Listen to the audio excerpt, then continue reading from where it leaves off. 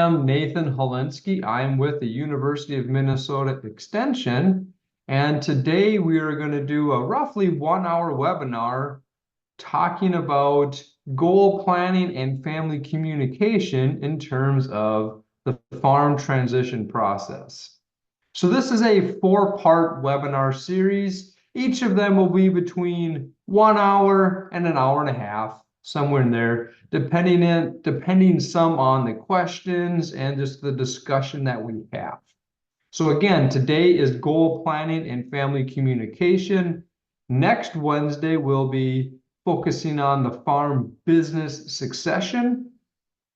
The week after that will be the transfer of assets, so some of the proper mechanisms to actually sell assets to someone else. And then week 4, which will be September 4th, I believe, is going to be on more of the estate, retirement, and healthcare planning. So some of those kind of final steps that everyone needs to think about as they start this process. So again, I am Nathan. We have both my coworker Suzanne, who will be teaching the second half of our webinar this morning, and then Dave Bow. Dave Bow has been teaching farm transition classes with Extension for about 20 years, and he knows about all there is to know, and he is on our call today as well. So if we have any questions, we can go ahead and get them answered. So we can see that we have a link on the screen here about the PDFs, which are the slides. So there was a question in the Q&A or the chat box somewhere about the slides. Those should be available as a PDF through the links provided. If not, feel free to reach out to us. Here's our contact information, both our email addresses and phone numbers for Dave, Suzanne, and me, Nathan. So again, this is going to be a 4-part webinar series. This will be recorded. This is currently being recorded, and we will post this to our YouTube channel for people to view in the future. So if there's something you see today, you didn't quite grasp it, or you want to share it with someone else in a week or two, we will provide that once we're done with this.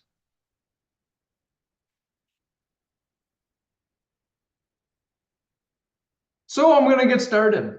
So having transition and estate goals and being able to communicate those goals to your family can help alleviate some of the apprehension that surrounds estate and transition planning. I know that with, transferring the farm, there's a lot of thoughts, there's a lot of history within the family and within all the different family units. As your family is growing, we have family expansion through marriage and in-laws and children. Everybody has their own thoughts and opinions on what should happen and what they would like to see.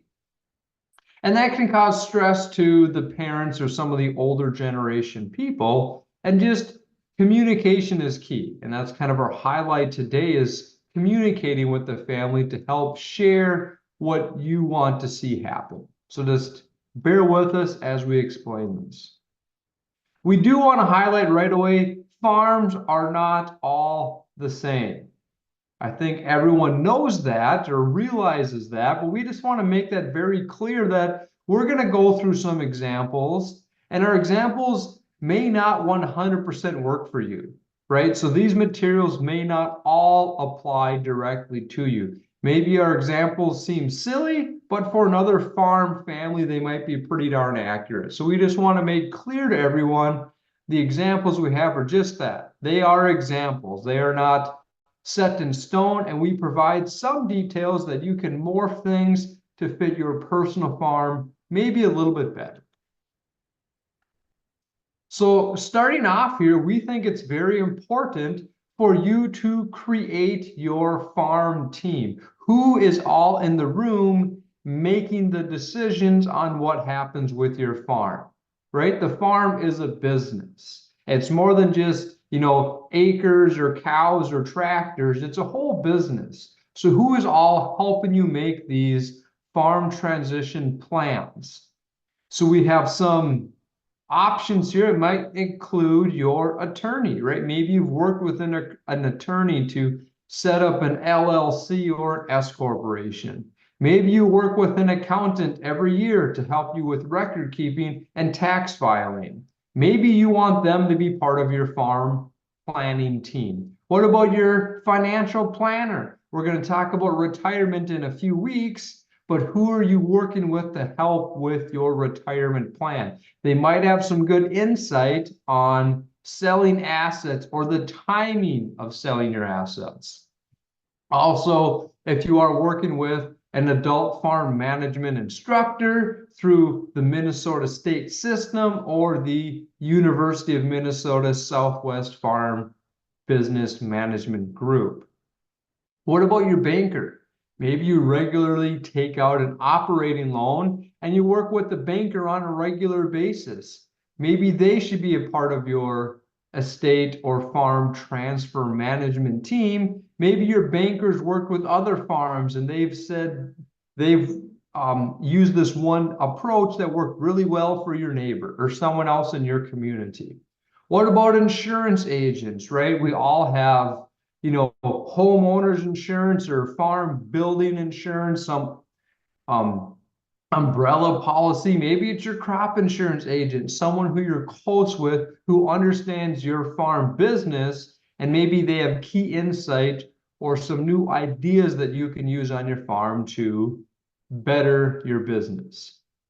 So again, options, there are others. We didn't even include family members in there about maybe you're farming with your daughter. Maybe it's your daughter-in-law that you're farming with, or your cousin, or your niece, or nephew, whatever the case may be, including all of these people, right? All exiting and entering farm business parties need to be involved. And then also the non-farm heirs need to be included and informed at some point in the process. Maybe your daughter is taking over the farm business from you and your spouse, but what about your two other kids who are not involved with the farm? They may have thoughts on what they would like to see happen, or maybe they have some something that they would like to get out of it, or they just want to know what's happening with, you know, the home that they grew up in 20, 30 years ago, whatever that case may be. So just keeping everyone informed is important.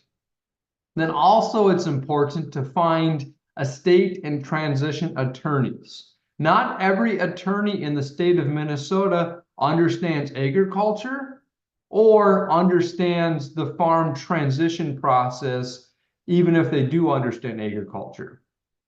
So many law firms in greater Minnesota, you know, some of these regional centers will have estate planning divisions. So it's not uncommon to find someone, but finding an attorney that you trust and like is an important step. If you can't trust your attorney that they're going to do a good job helping you out, you might want to find someone else, right? Maybe you want to ask your CPA or your tax preparer, the accountant that you work with on a more regular basis with tax planning, their thoughts, their strategies, or maybe they know an attorney and say, hey, I'm looking for an attorney to help me with XYZ. Do you know one or two good attorneys that I could talk with? Or maybe some of your fellow farmers, right? Maybe some of your neighbor farmers that you talk with, you know, buying seed corn or asking about how harvest is going. You ask them, who do you work with, right? Do you have an attorney that you would recommend in the neighboring town or the county that you live in? Again, knowledge of the complexity of farming in addition to estate law is really beneficial, right? If you have to explain to your attorney all this key, you know, details of the farming process, they might not quite understand your farm transition process. So again, finding a good lawyer, good professionals to work with is important.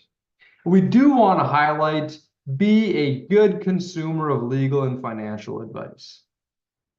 So legal services are a must in this farm transition process, and that's why we are highlighting it's important to find a lawyer, an accountant that you trust, like, and want to work with.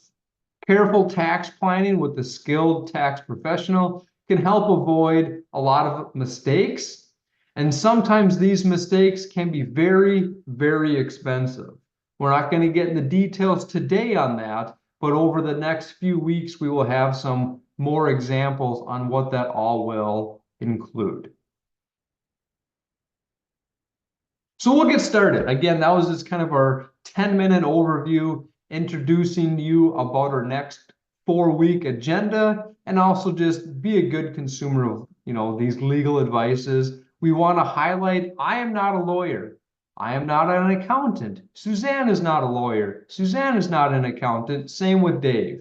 He's not a lawyer. We are educators, and we are going to be providing some strong examples and some decent detail to the farm transition process. But if something you hear from us today over the next few weeks, you want to expand on and implement to your farm, speak with your accountant, speak with your attorney to make it more reality for your farm. Okay, getting into the details here, getting more to our content. So the succession involves transferring the operation of the business, not just the assets. So we have a few different terms here where we are going to talk about the farm business and the farm business succession, and also the transfer of assets, right? So we're kind of highlighting that if you have an active farm operation where it is your job, right? You are making income from the farm, and we want to transfer the farm business. That's more the succession side of things, whereas the transfer of the assets is just a whole nother step. And we'll explain that over the next few weeks. So both the transition and estate planning involve questions of fair versus equal and family dynamics. Some of that we'll cover today, some over the next few weeks. So again, farm transfer, that's the business management. That's the labor, the annual farm income, and the farm asset ownership. So again, there's all kinds of things involved. It's not just selling the tractor and the cows to your daughter. It's more involved with the business management and the labor. All too often when we start this farm transition discussion, families ask me, how do I not sell the farm and pay pay really high income taxes or pay taxes, capital gains on selling of the assets? And those are good questions, but we really need to start the discussion with the transfer of the management and the labor and the income before we get too far in the details on the farm asset transfer. Okay, so we also have the personal and farm estate, right? That's going to be the personally owned assets. Typically that includes farm assets.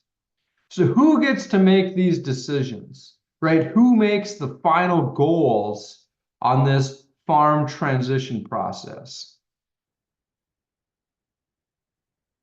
And the goal that we have that we're going to discuss today is the golden rule.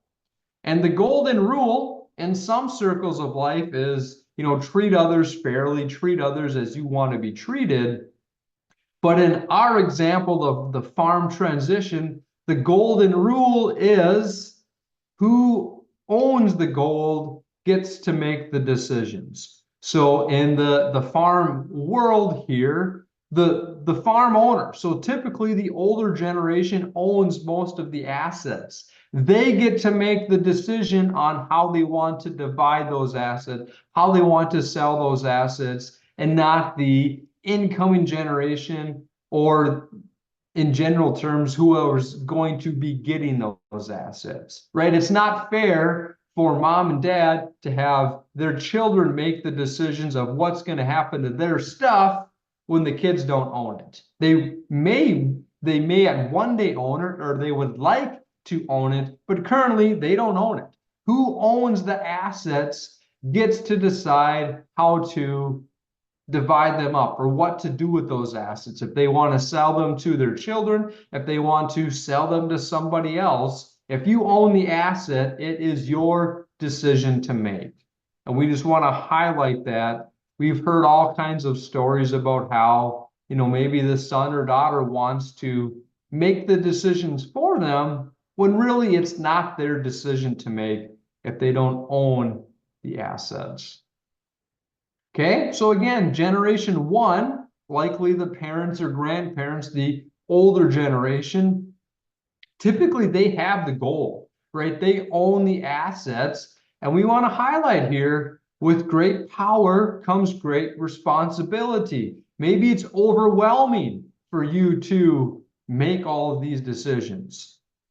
Well, that's kind of the position that you're in, right? And again, maybe it's overwhelming, but hopefully through the discussion of today and the next few weeks, we can help make this process less overwhelming. So I have a question for everyone on the call. Have you started writing down your transition goals? And again, writing down is a key word here. We're going to highlight that over the next 15, 20 minutes, but simply thinking about your goals or what you would like to think to have happen isn't quite enough. Where we would have writing down your goals is a lot stronger indicator that you are serious about them.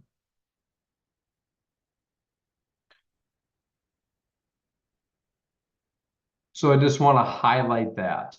So again, think on this as we progress through our slide set here on the goal planning.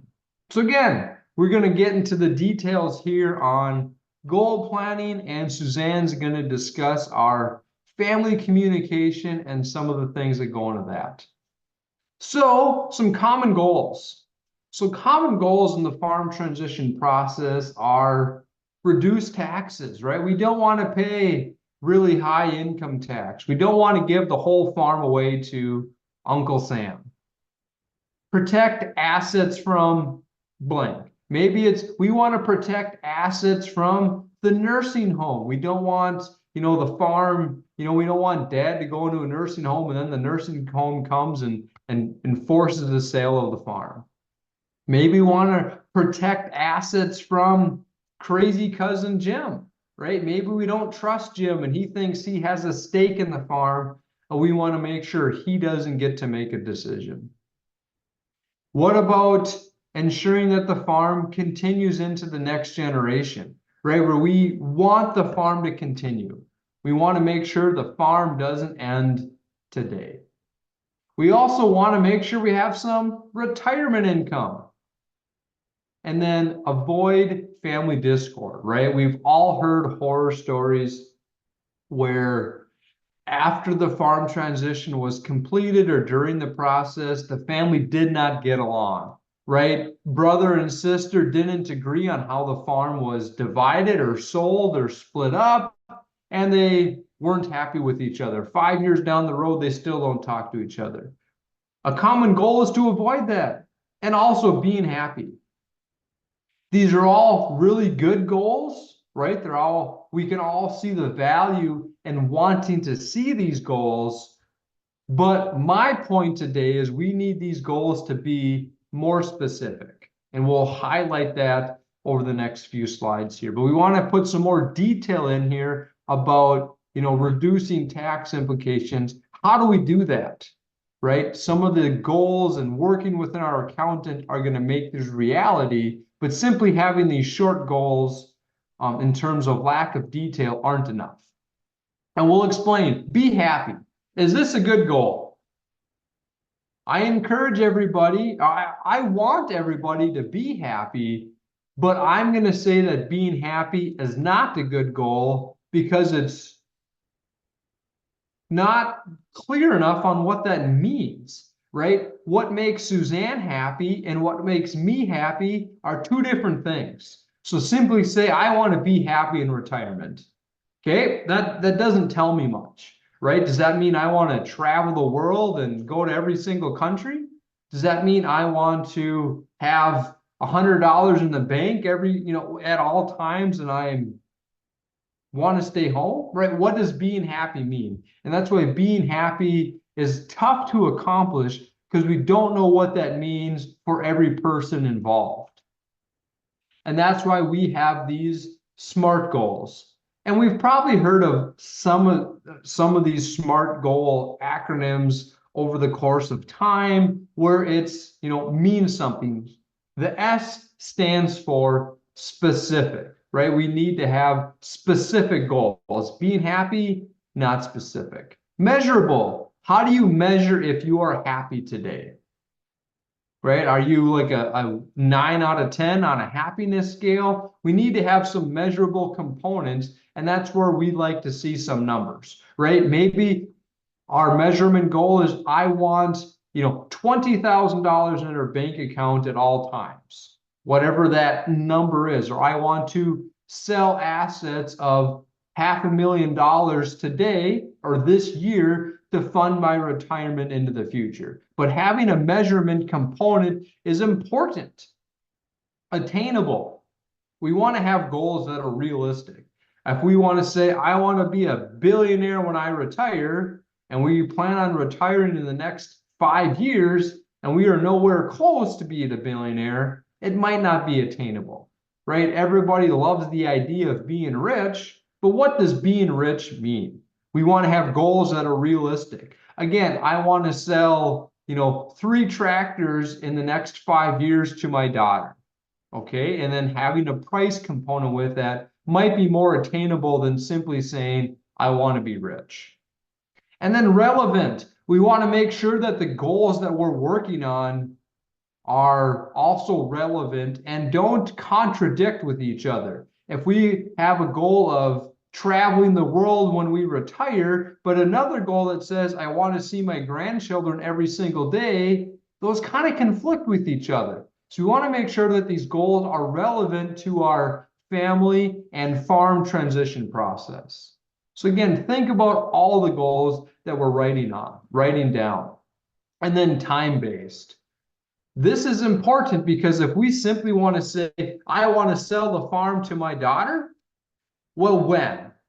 Is this in the next 5 years, the next 10 years, the next 30 years? I bet your daughter would like to know the answer to that.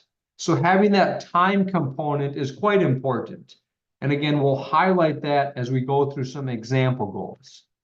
So I just want everybody to think about, have we heard of these SMART goals before, or something similar where we just need to have more detail in our goal planning than simply say, I want to sell the farm to my daughter or my son or whoever that person is. With that, we need to identify our goals, right? So what are goals? So goals are simply statements, right? Goals are pretty much a dream with a path to reality, right? We all have dreams that we think about in our head of, I would like to see X, Y, Z. A goal is simply that same dream with a plan of action, right? Where you are today and where you want to go. Where do you want to be in 6 months, in 3 years, in 10 years? How do you plan on getting there? And these aren't all physical locations, but the where can be, again, a balance sheet item, right? I want to own XYZ. If you are the incoming generation, you want to say, I want to own 40 acres in the next 2 years. Okay, that's a good start to some of these goals. And then when you intend to arrive, and that's where that time component is very important. Here's a quick list, a long list of goals. I'm not going to go through it in detail, but we have it on the screen here, and we'll share this in the PDF of the slides for everyone on the call today. But we can start with what is a short-term personal goal, where maybe you want to say in the next 6 months, I want to take a long weekend vacation. I want to be away from the farm for 4 nights, and we're going to go drive to, Michigan, right? We want to relax on the south shore of Lake Superior, right? That's a realistic short-term goal.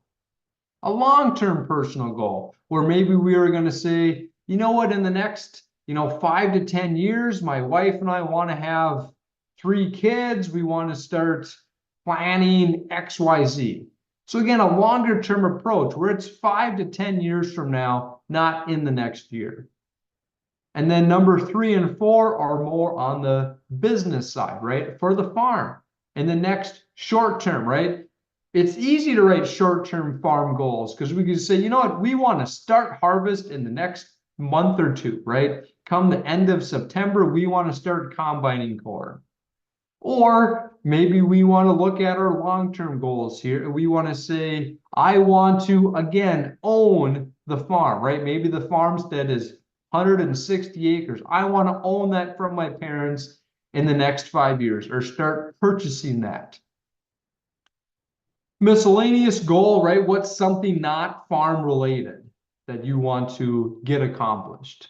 Right? What is one of your favorite non-farm things to do? So what's a hobby? Maybe your hobby is snowmobiling and you want to say, I want to do a, winter vacation to go snowmobiling this winter. Favorite thing to eat? Maybe kind of a celebratory thing that we can do once some of these goals are accomplished. Someone you do not see often but would like to see more. This can be a longer term retirement plan of, when I have more free time, when I scale back my farm activities, I can go travel and see my sister or my cousin who I have lost contact with over the last 10 years, right? Dream place to visit, build or buy wish list, right? So if money wasn't a problem, what are some of these things that you would like to accomplish? Which are maybe some of these hierarchy or these overarching goals, dreams that you want to make a reality, but you're not quite there to write all the details down into your goals. So again, this is kind of a dream and goal wish list that we can start making our goals with. Writing down our goals, again, gives more authority to them. It reminds us of them. When we say write down our goals, I don't mean write it down and then throw the piece of paper in a drawer and never look at it again. That doesn't help anyone.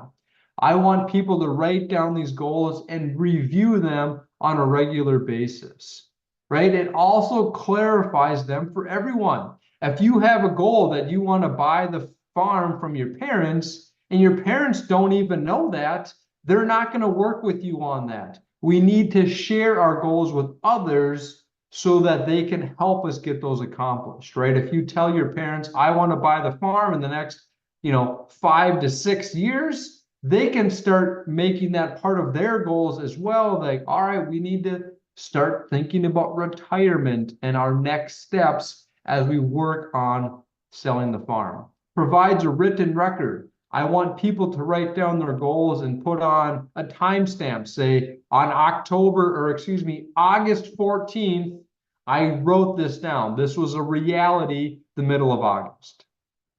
Writing down our goals increases the probability of achievement roughly tenfold. There's a lot of scientific studies that writing down our goals makes them a lot higher probability of achievement. Length of goals. Again, long term, roughly 5 to 10 years. These numbers up here are not set in stone. If you have a goal that's 3 years out, there's nothing wrong with that. We just roughly say long term is 5 to 10 years. If you've taken out a mortgage, either buying a house or buying the farm, mortgages are 15 to 30 to 40 years long. That's a very long-term goal. A mortgage of 30 years is a goal of, in the next 30 years, I will get my house paid for, right? So these goals can be very long-term. 10 years, again, for a home mortgage is very, very short. Whereas, again, they're typically longer than that. And then short-term goals are within the next, 0 to 2 years, right? So in the next 6 months, I want to get all my corn harvested and my seed bought for next year, right? So these can be short-term as well. Or maybe you want to say, I'm harvesting small grains. I want to be done the end of this week. So some of these short-term goals can be very short. And again, these are simply guidelines. Some goals go really quick, others are going to be longer. We want to go through a breakdown of some good goals, right? Again, highlight that timeline, the due date on that, right? In 2 months, within the next 5 years. And then use some of these action verbs. I want to increase. I want to improve. I want to expand. I want to reduce my expenses. I want to reduce my loan balances. Some of these action verbs, what is going to happen with this goal? And then identify a change in, right? Yield, attitude, pesticide, right? All these different things that we work on. And then how are we going to measure that? Going back to our SMART goals, they need to be measurable. We can say, you know what, we are going to look at the balance sheet, right? We want to reduce our loan balances. The balance sheet will list that out for us. Common retirement goal, be happy. Again, being happy is a good goal for everybody, but it's just not specific enough, right? So instead of saying being happy, we are going to expand that and say, during 2024, I want to set aside $10,000 from asset sales to use for vacations during retirement. The next part of that says, we want to take at least 1 week-long vacation as a couple each year, beginning winter 2024. Okay, so there's a lot more detail in this goal in comparison to being happy. And maybe vacation's not what's going to make you happy, right? Vacation's a very easy goal for us to write up as educators, but maybe vacations, you want to stay home and take care of the grandkids. Okay, that's fine. Then we can say, set aside X amount of dollars to help treat the grandkids to, the new bicycle they want, the new car they want, a college fund, whatever the goals are. You can tweak these to whatever fits your personal story, but having some details and some timelines and dollar amounts is important, because simply saying, I want to save money for my grandkids doesn't say a lot either, because saving $5, right? You can say, I checked off that goal. I saved for my grandkids. Where in reality, that $5 that you save for them doesn't do a whole lot for them, right? It's just not a big accomplishment. And maybe it's a big start, but I want everyone to continue this and not save $5 once and be done, but growing this college fund or vacation fund or whatever we're doing, building on that is the key. And again, I want everybody to think about long-term goals and then identifying short-term goals to help accomplish those. So again, if we want to buy the farm in the next 5 to 10 years, maybe a short-term goal of, I want to spend $1 million to go on vacation and travel the world contradicts, right? Where maybe vacations fit better in retirement. I don't want to dictate anyone's life, but we want to make sure your short-term goals don't contradict or don't deter the accomplishment of your long-term goals. Make sure they all are in alignment with each other. Whoa. Okay, so again, some other good goals that we have. The older generation, they are going to think about their retirement lifestyle. How much money do they need in retirement, right? We'll talk more in detail on retirement week 4, but thinking in reality, retirement's not free. Do we have enough retirement saved up, right? If we are depending on Social Security, is that enough? What other retirement income do we have? Residence, where are we going to live? Are we going to stay on the farmhouse? Are we going to have our kids move into the farmhouse? Are we going to get a house in town? Thinking about that. And again, non-farm heirs.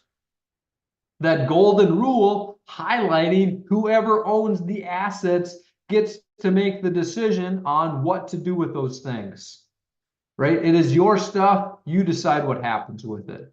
And then that contribution versus compensation, we'll get into that a little bit more a little bit later today and more next week, about how much each of our children or people who are coming back to the farm, how much have they helped out, right? What about the sweat equity that they've built into the farm? Would the farm be where it is today without your kids or your nieces and nephews' health over the last few years. And then fair versus equal. And Suzanne will talk a little bit more about that. But again, how does your off-farm children and your on-farm children fair versus equal distribution of your assets? And again, we'll continue that discussion later on. But from the younger generation's point of view, what is their cost of living? What is their lifestyle dollars, right? How much do they need to support their family? Maybe they have a growing family. They have 2, 3, 4 kids. What income do they have to support that? Growth of the business. We'll discuss that more next week, but how is this business looking? What is their attitude towards debt? Are they comfortable taking out debt with the bank, or are they more hesitant? Again, these are personal decisions, but we need to think about them. Ownership versus renting, right? Do we have the funds to own things right away, or is it easier for us to rent the farm? And then family time versus work. Every single day only has 24 hours, right? Time is the largest non-renewable resource that we have in this world. How are we going to distribute that? Right? Are we going to spend more time versus working or working, or are we going to spend more time with the family? Maybe we want to work with the family and have them all kind of combined. That's right. Pretty common on working on the family farm. We're all working together and we spend a lot of time together. But again, there's still only 24 hours in a day. If we spend 2 extra hours working, that's 2 less hours of free time that we could spend with our spouse or kids or parent, whatever we're going to do in that free time. Again, time management is important. With that, we have some goal worksheets that we provide. So they should be in that same Google Drive link that we have talked about right away, and we will share that with the people who are registered for this Zoom class today. But we have 3 worksheets that we want to highlight. The first one is your individual goals. So that's only for you to fill up. What do you want to have happen? Again, short-term, long-term, farm, and personal side of things. For worksheet 2, I want you to read through that and blend your goals with your spouse or your farming partner, if that's your brother or your cousin, but staying within your generation. And then worksheet number 3 is bringing in your parents, bringing in both generations to see where your goals align and prioritize your goals. So we'll kind of walk through that briefly here. But again, using SMART goals that we've walked through this morning, brainstorm your personal, that's going to be more family, and then your business or your farm goals. And we want to do high priority, right? 5 years or more, that's long term. And then the short-term goals, 2 years or more recent than that. So we'll provide these worksheets. I want everyone to walk through these, read through these. We're not going to spend time on the call today to pause for you guys to walk through these, but we are going to provide them. So again, worksheet number 1 is for you to fill out by yourself. Worksheet number 2, very similar, but I want you to prioritize your goals with your spouse or your farming partners, if it's your brother or your siblings or your cousins, but stay within your generation. See what you guys want to do moving forward. And worksheet number 3 is combining your generation's goals. So you and your spouse or your sibling, and working with your parents or your aunt and uncle, but the older generation on the farm, combining your goals. Where do your goals contradict? And where do your goals align? And kind of prioritizing your goals that align and maybe tweaking the goals that contradict, or picking which one is the stronger favorite, whatever case that is, but looking at everyone's individual goals and how they're going to work together. And I'll just walk through a few more examples here before I switch over to Suzanne.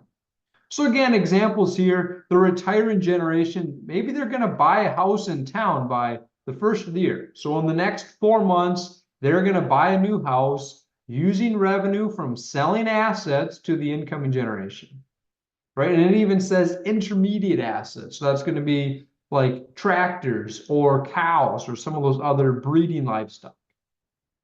Another example, the retiring generation buys life insurance policies of XYZ dollar amount by next June, so within the next year, for the non-farming children's inheritance.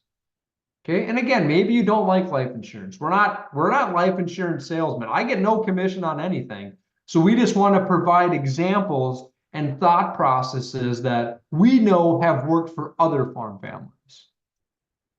Again, examples. One spouse will maintain off-farm employment for health insurance, health and dental insurance, as well as a salary of XYZ.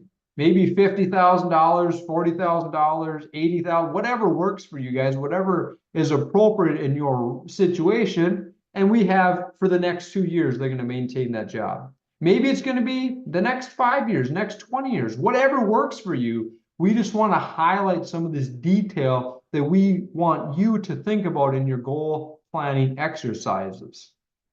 Another goal, buying a combine or a tractor and a grain cart from the parents. So we have 3 separate things that we want to buy from the parents by July 1 of 2025. So in the next 10 months, we want to buy these 3 assets for $250,000.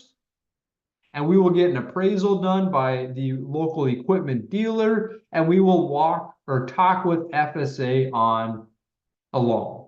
Okay, but we have a lot of those SMART goal components built in, right? We have the dollar amount, we have the timeline, we have the relevance, right? Buying farm equipment is pretty relevant to farming, and we have some of those measurable components that help make that goal a reality. And again, these are simple examples. You can take these and tweak them however you want to do, but we want to start with somewhere that you guys can see a good example.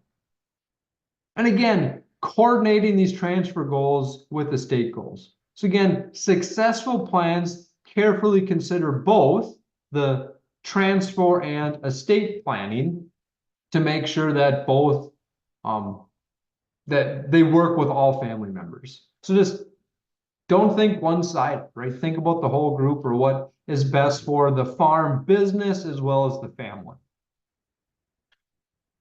So again, start with individual goals, then work with couple goals. Okay, then regroup as family, as the farm family, farm partners, and then identify statements or goals that, the whole team can support. And then discuss, create the unified preference and goal statements. So have a hierarchy of goals 1 through 10, 1 being this is the most high priority. We want the farm to continue. In the next 10 years, we will sell the farm to, our son, our daughter, whatever the case is, writing down how all the steps involved to make that a reality. But again, record 1 mutually agreed upon copy for all farm parties, right? Don't only let 1 person know these goals. Tell everybody. Tell everybody that's relevant what your goals are. If they don't know what your goals are, it's really tough for them to help you accomplish those goals. And we want to highlight, it is okay to start with the low-hanging fruit, right? Maybe you have something really small, but you know what? We're going to get harvest done in the next 2 months, right? That's kind of mandatory on the farm. That's okay. It's okay to start there. And maybe you say, let's get a harvest done come the middle of November, life slows down a little bit, and we will get these goals written down more concretely. Well, that is your goal. Come Thanksgiving time, you are going to have some goals written down. It's okay to start small, but we want everybody to start thinking about this and start moving forward. And again, some house rules here. Be open and honest with each other. I want to highlight, if you cannot be open and honest with your family members now on the farm transition process, When will you? Right? If not now, when? Right? So if you are, you know what, I don't want to tell my parents what I really think because I don't want to hurt their feelings. At what point will you cross the barrier of now I'm comfortable? So I just want everybody to say, if not now, when? Right? Just you got to rip the band-aid off at some point if there is a sticky situation. Resist the temptation to make value judgments about other people's statements, right? Maybe your sister comes in and say, you know what, I want to start an apple orchard. And you think that's just the dumbest goal, the dumbest plan you've ever heard. Resist making those judgment statements, right? Let her explain the whole story. Maybe she has a plan in place that she hasn't shared with you that, you know what, she has talked with, some other apple growers, and she thinks having a pick your own apple farm on a 5-acre parcel along the highway is a very strong revenue source that she's passionate about.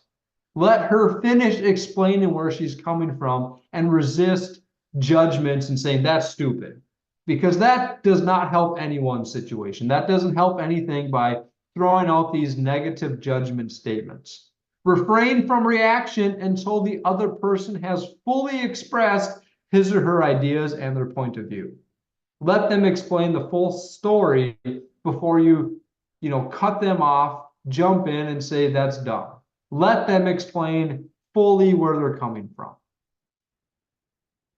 And again, coordinating these transfer goals, right? Should all of the heirs share in the business asset ownership, right? Is this going to be done through gifts, sales, inheritance? What about income, business management? Is everyone involved in the farm? So who you want to share these goals with depend a little bit on some of these things. So just be aware of that.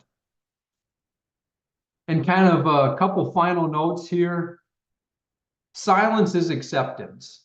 So once your son, daughter, parents have shared their goals, if you do not say anything after they have fully shared their point of view, silence is acceptance, right? If they list out their goal about this apple orchard and you don't say anything about, you know what, let's double check on that, or let's think about that. Silence is acceptance. That's kind of one of the rules we want to say. So you can't say 2 years down the road, you know what, daughter Tiffany, that was the dumbest thing I've ever heard. I wish we never did that.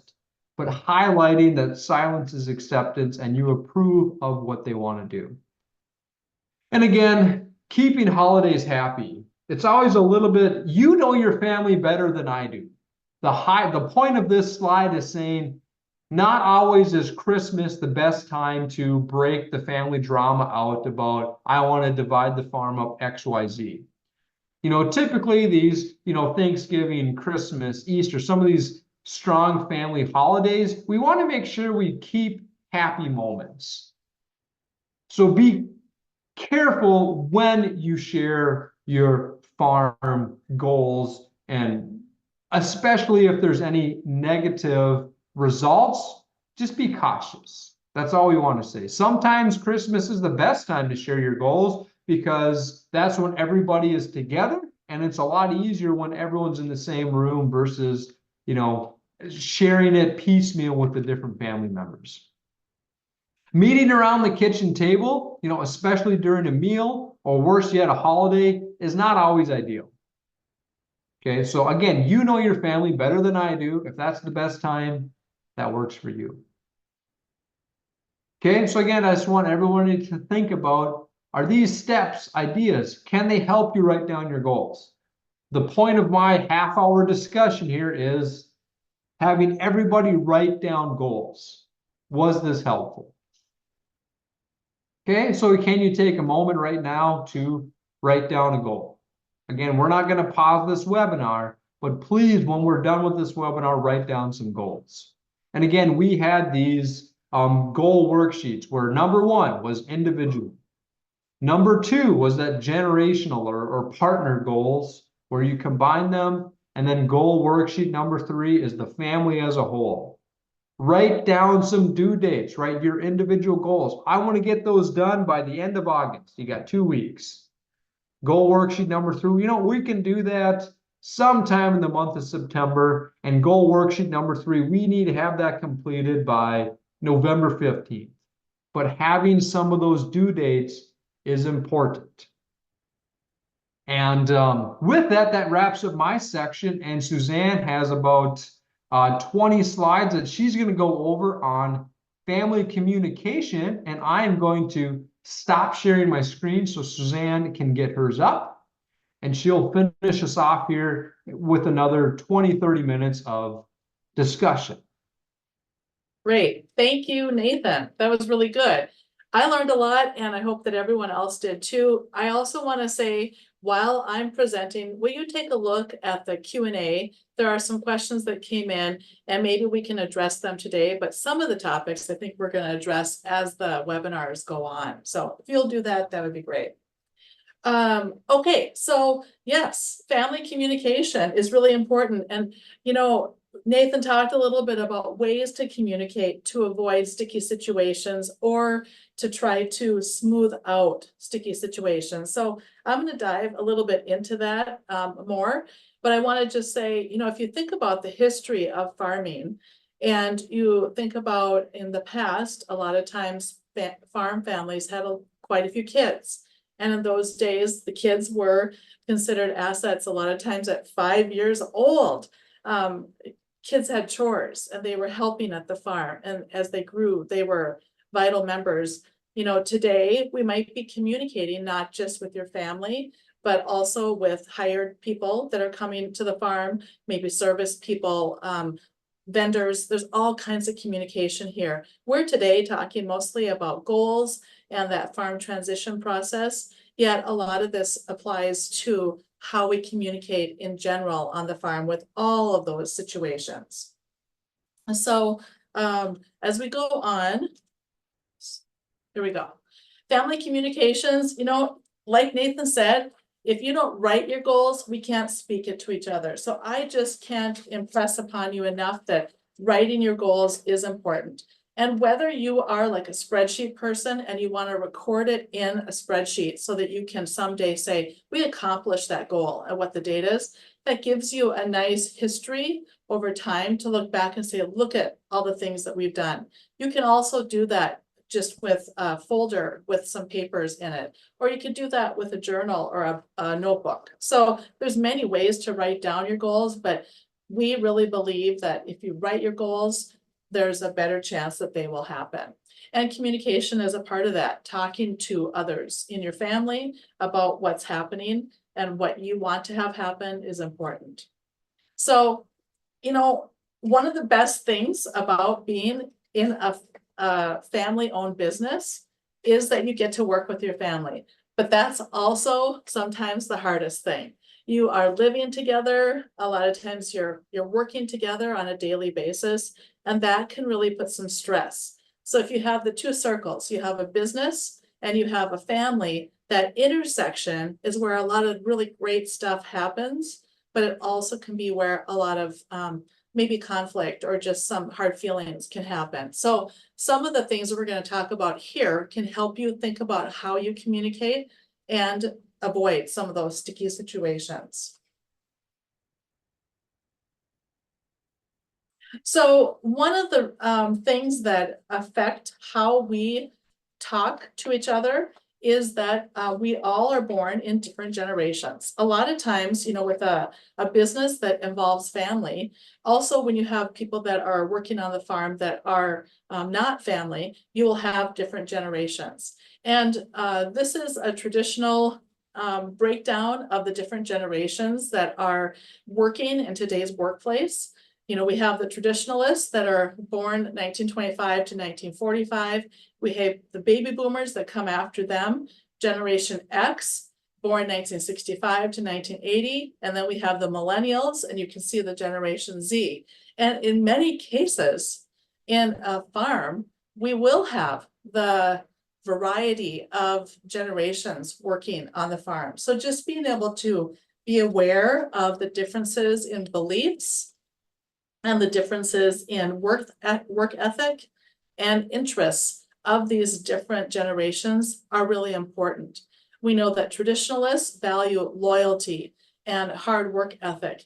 We know that Generation Z, a lot of times they value those things too, but they also value time away and being able to spend time on their hobbies or the things that they enjoy outside of work. So understanding how the different generations work and how they often think because of the time when they were born is an important thing. So if you can think about talking to your grandpa about something, maybe he's made it known that there's a goal set that he is going to start working toward, and you have some questions, just keep in mind that he values that loyalty. So you would want to say, Grandpa, I'm so glad that I'm involved with this farm, and I really want to see myself being involved for years to come. Here's something I want to talk to you about. So just opening conversations in a way that kind of acknowledges the differences in the generations is a good idea. There's also gender differences, and we can all kind of think about gender differences. You know, there's a lot of research that has been done on gender differences in communications. We have research about gender differences leads us to believe, and these are just generalities, that women expect relationships to be interdependent, so mutual dependence and cooperation.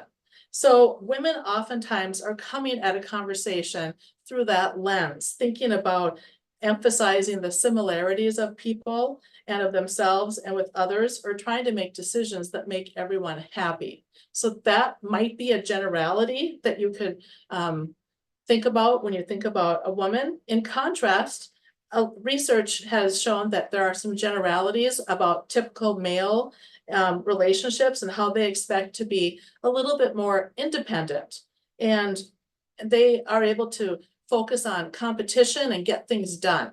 So a lot of times men will frequently emphasize the differences between themselves and others.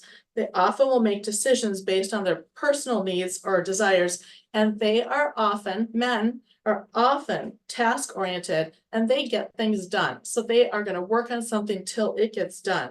And women might be thinking about the relationship. So just think about when you're talking to someone, maybe it's your spouse, maybe it's a dad with their daughter. You want to think about how they might be thinking about the differences of relationships versus tasks. So rapport talk is rapport building with others through relationship building, and report talk is a lot about tasks. What do we have going on and how are we going to get those done? So that's a little bit about gender differences. We also know that there are quite a few differences in personalities. And I'm sure that many of you have taken personality assessments or some of the simple communications or personality style assessments. We have one for you at the end of this webinar, and it's in the resource folder. So I just want to go first, personalities. Some of the things are obvious. When you see someone that's really outgoing, or someone who is a little bit quieter, someone who wants to analyze something, or someone who is quick to make a decision, those are all kind of personality type pieces. We know that there's also communication style differences, and that is 4 of them that we like to highlight in our webinar series.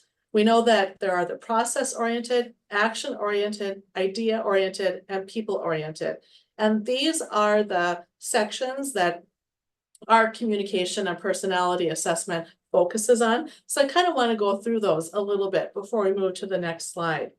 The process-oriented person is an organizer, and they like to know the details. So a process-oriented person likes to know how things are going to happen. They kind of want to know all the steps that it's going to take to get something done. They care about understanding the steps, but the how you're going to get it done. And this type of person could be the type of person who, when you're on vacation, they might carry a map in their back pocket. You can all maybe think of someone in your family or your friend group that does that. So that would be a process-oriented person. And a good way to work with or communicate with a process-oriented oriented person would be to bring details and facts to them, as many of them as you can think of, because they really want to know the breakdown of everything that's happening.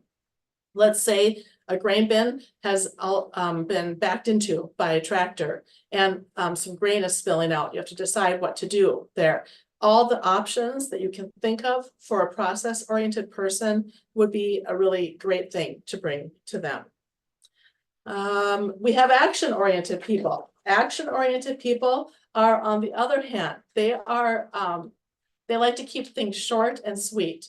They really like to get some of the quickest options for a goal or a next step or a task, and then make their decision pretty quickly and get to the doing of the item. So they like to know the what of the idea. What is it that we're trying to do? Okay, let's get to it. So speaking to an action-oriented person, you can think about focusing on that practicality of your idea. How practical is it? And then how do we move forward with that idea? Keep it going.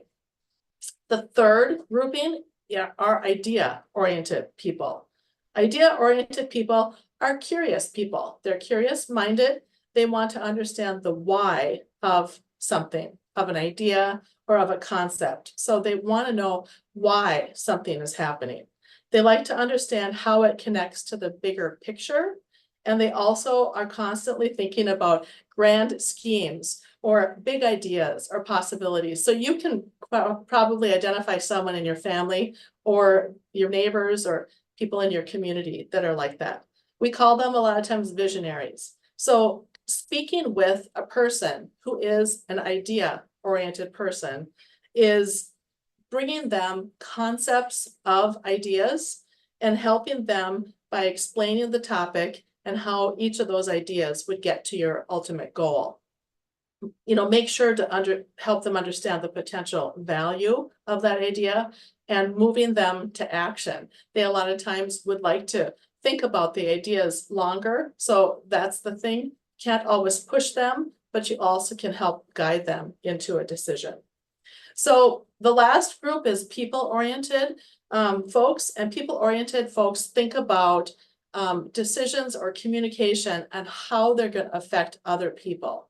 So their first thought is, how will this affect my niece who is also farming with us? So those are the thoughts that go through a people-oriented person's mind, thinking about how that will affect the person. And when you're talking with them, when you're presenting a goal to them, when you're presenting ideas, talk about not only the idea and the options or the goal that you've set, but how that's going to affect the people that are involved. So those are the 4 different kinds of communication folks that will be on the assessment that we're going to make available to you. So if you think about communications, these are all preferences. So when I talked about the gender thoughts, you might be thinking about someone who doesn't fit the typical role, and that's true. We all have preferences. So sometimes there's generalities about how people communicate, but we all have preferences on how we deal with other people, how we communicate with other people, and how we approach our life and our work. So it doesn't mean that we can't appreciate someone with a different preference. And that's the thing. It's really important to understand the people that you're working with. Maybe it's your dad and you who are communicating every day on things, maybe tasks that need to be done during the day, but then also thinking about your goals and places, things that you need to work on. Knowing the people that you work with and their communication preferences is really helpful when you are going to be bringing up subjects that maybe need to be discussed. So I just want to draw your attention to the folder that we've shared. In there is that self-assessment exercise. You can print it out. It has a front and a back where you answer some questions, and then it has a scoring mechanism on the back. So like this slide shows, you just answer which one in the 2 answers in each question that make the most sense to you, and it will help lead you to some preferences, communication preferences on the 3rd page. when you get to the scoring section, you just do like the instructions say, you circle the number that you answered, and then it will have you tally up the different scores for the different sections: action, process, people, and idea people. And then on the back, it has you put a dot for each one of them, and you can kind of see by this, it gives you a visual of where you fit in each of these communication preferences. And remember, this is your communication preference this year. If you were to take it next year or the year after, it could change a little bit. Usually we stay pretty close to who we are, but depending on our circumstances or what we're involved with at that any given time, these could change a little bit, but a lot of times they're going to stay quite similar. So this is nice to be able to take it with your closest business partners. Maybe it's your family and you're working on a farm transition and you want to understand how to communicate better. This is a good way to understand each other. So again, those are the sections: action, idea, process, and people. And you can look this up if you want online. These are research-based different sections or different areas of people and communication preferences. And it would give you ideas on how to understand each other and also communicate better. Why? Why is this important? Well, we know that based on everyone's personal preference for communication, it really helps if you can think of your person that you're communicating with when you're bringing something up. So let's say that your brother, you already know this about him, that he needs to think about something. He needs a couple of days to kind of mull it over while he's out in the yard doing things. He needs to be able to think about something. So, you know, that's respectful of him to bring something to him with a couple of days' notice if you have to make a decision so that he can be thinking about it.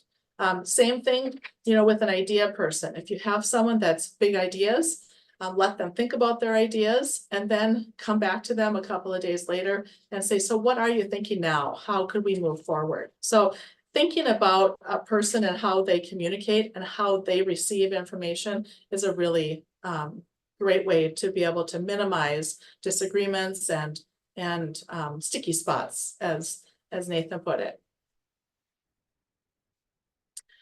So one thing that Nathan talked about is that honesty. And I know that it's hard in a lot of ways to be able to talk honestly. I just want to stress how important it is to be able to speak from what you really think as your perspective and think about who you're talking to. So keep those in mind. That will help you with your communication skills and communicating with each other. You know, as a younger generation might be living on the farm, working on the farm, they might not ever hear that older generation talk about the decision-making issues or the management topics that it takes to run that farm. And that would be a really good first start. If you're not ready to talk about your farm transition goals, that older generation could start talking about some of those management decisions and just talking it through with the younger generation. Believe it or not, everyone on a farm has goals in the back of their head for that farm. And you might not be talking about them, but helping yourselves get used to talking to each other about things that involve the management or decision-making of the farm is really an important step in moving toward that farm succession and management piece as you are looking at who's going to be taking on the farm in the future. Doesn't need to be right now, but helping to prepare the next person is an important thing. So communication is a very important part of that. So communication wishes. Nathan has kind of highlighted the goals worksheets, and just one touch point on that.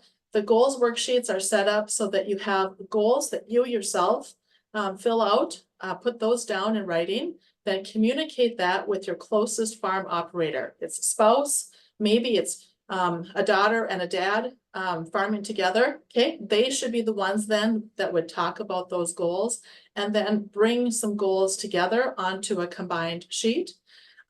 As you are going through a farm transition, a lot of times this doesn't happen overnight. So you have a lot of things to talk about as time goes. Setting aside time to talk about the farm transition is a good idea. Outside of working on the farm and outside of meals, like what Nathan said, try to have this be something you talk about regularly, but at a different time. Maybe you actually go to a coffee shop and you sit down over coffee, something like that. The whole goal of this for a farm transition is not only to transition that farm management over to either a family member, or if it is someone outside of the family, that communication piece is extremely important too. So those are touch points that you need to really tend and care for. The reason you're doing all that is so that you can start working with your professional team. Like Nathan said, your accountant, your attorney, anyone who is going to be helping you with these transition things, maybe insurance agent. So you're really preparing yourselves for talking with professionals who you're going to be assembling as your team. And then the last bullet here is extremely important too. What to share with the non-farm family members. You might have 3 kids, maybe 2 of them live at home. They are or live near the farm. They are working on the farm.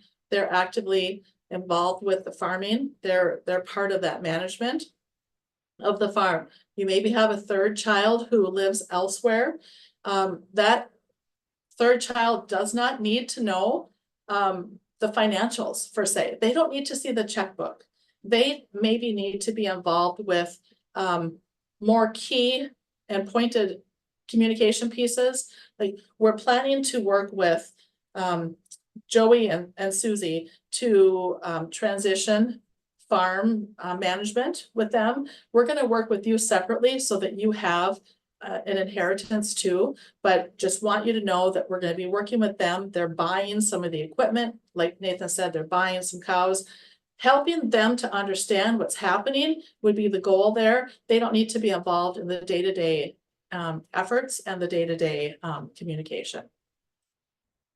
And again, all of this is to prepare you to meet with your team so that when you are in the process of transitioning your farm assets to the next generation, or maybe it is preparing to transfer some of that management to someone outside of your family. Maybe you don't have that next generation. All of that communication leads you to the legal things. And we're going to be talking about that in the next 3 webinars, but those goals are the basis for all of that. Again, we are educators. We are sharing with you real life examples and some of the best information that we have gathered together. If you need legal advice or accounting advice, find your legal person, your accountant, your attorney. Those are important people to have on your team as well. Anything else, Nathan, that you want to say, or any of that Q&A that was out there? Yeah, I think just following the links that Suzanne has provided on the board, there's quite a few questions on where to find the goals worksheets or where to find the slides from today. The link on the screen here, it's also in the chat a couple times, is probably the best way to find this information down the road. It will also be on YouTube, and that's the link that's on the top of the screen here that Suzanne has. So if you follow the link there, everything should be accessible. Most of the questions were about where to find this. This is, again, part of a 4-part series. This is day 1. We will be together for the next 3 consecutive weeks, building on what we talked about today with the goals and family communication. And thanks for joining us. Again, our contact information is saved on all of this. So feel free to send Dave, Suzanne, or I an email or a phone call with more specific questions if there are any. I've been trying to keep up on the chat box and Q&A box. I've sent a few messages, hopefully steering people in the right direction.